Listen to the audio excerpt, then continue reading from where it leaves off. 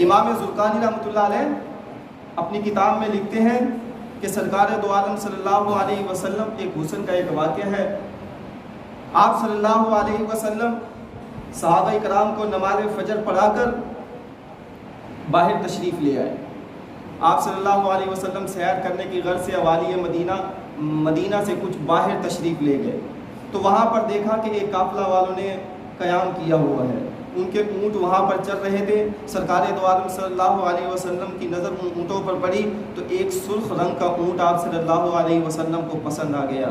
آپ صلی اللہ علیہ وسلم کو وہ اونٹ جب پسند آیا تو آپ صلی اللہ علیہ وسلم نے قافلہ والوں سے پوچھا، او قافلہ والوں کیا یہ اونٹ بیچتے ہو؟ ان قافلے والوں نے وہ اونٹ بیچنا تھا یا نہیں بیچنا تھا کہا کہ ہاں یہ اونٹ بیچتے ہیں۔ سودا طے ہو گیا۔ آپ صلی اللہ علیہ وسلم نے اونٹنی کی مہار پکڑی اور فرمایا کہ میں سودا کرنے کی غرض سے نہیں آیا تھا، میں اونٹ خریدنے کی غرض سے تو نہیں آیا تھا، میں تو ویسے ہی سیر و تفریح کے لیے آیا ہوا تھا، تو لہٰذا مجھے یہ اونٹ پسند آ گیا، میں مدینہ میں جا کر اس کی قیمت تمہیں ادا کر دوں گا۔ تو انہوں نے کہا ٹھیک ہے کہ آپ مدینہ میں جا کر اس کی اونٹ کی قیمت ادا کر دینا۔ سرکار دو عالم صلی اللہ علیہ وسلم اس اونٹ کی مہار پکڑ لیتے ہیں اور لے کر چل دیتے ہیں۔ آپ صلی اللہ علیہ وسلم تشریف لے جا رہے ہیں، وہ قافلہ والے آپ صلی اللہ علیہ وسلم کو دیکھ رہے ہیں۔ جب آپ صلی اللہ علیہ وسلم نظروں سے اوجھل ہو گئے تو قافلہ والوں نے کہا ارے یہ کیا کر دیا، کسی کو کوئی چیز جب نقد دی جاتی ہے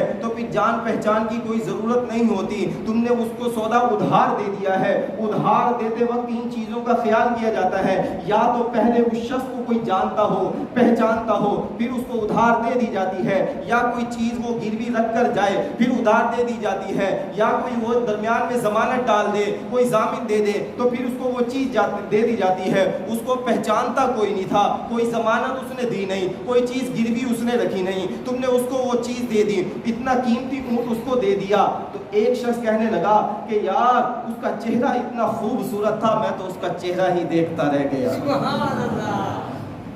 دوسرے نے کہا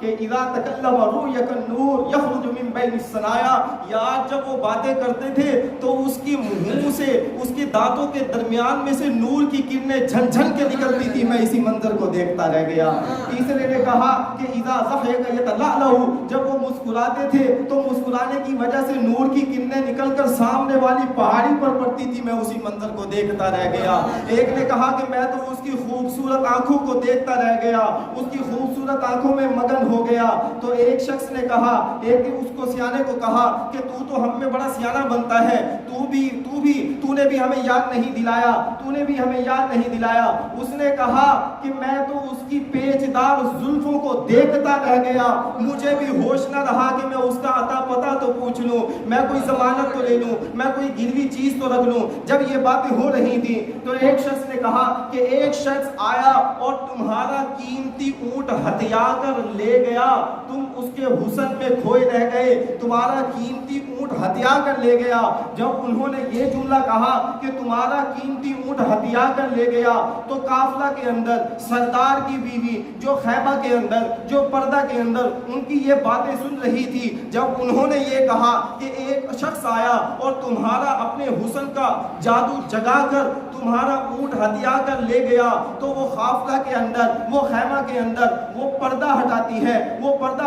ہے اور کہتی ہے کہ خبردار انا ضامنۃ لثمن جملکم، میں ضامن ہوں، اس کی قیمت میں ادا کروں گی۔ اگر وہ نہ آیا تو قافلہ والوں کو کچھ حوصلہ ہوتا ہے، وہ اس کے پاس آتے ہیں اور پوچھتے ہیں کہ کیا تو اسے جانتی ہے، تو لگتا ہے اسے جانتی ہے اس وجہ سے ضمانت دے رہی ہے۔ تو اس عورت نے کہا کہ جانتی میں بھی اسی نہیں تھی، جب وہ تم سے باتیں کر رہا تھا، جب تمہارا سودا طے ہو رہا تھا تو میں نے پردہ کی اوٹ سے اس کے چہرے کو دیکھا تھا، جس کا چہرہ اتنا حسین ہو وہ کبھی دھوکہ نہیں دے سکتا۔ یا رب یہ کیسا ہے بشر جس کی ادا سے سر بسر عالم میں آتا ہے نظر، جس سے نرالا بانک بن، کیا حسن ہے کیا رخسار ہے، کیا درہ طرار ہے، کیا نرگس بیمار ہے، کیا آبرو خمدار ہے، کیا جامہ کیا دستار ہے، پوشاک کی دیکھو پھبن، امامہ جو ہے زیب سر، اس کی صفائی دیکھ کر مہتاب سے بگڑا کمر خورشید سے اٹھی سحر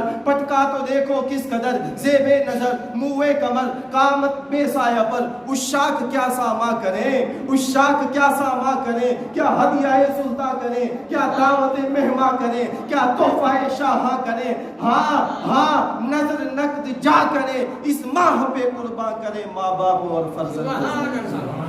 کو آخر دعوانا الحمدللہ رب العالمین.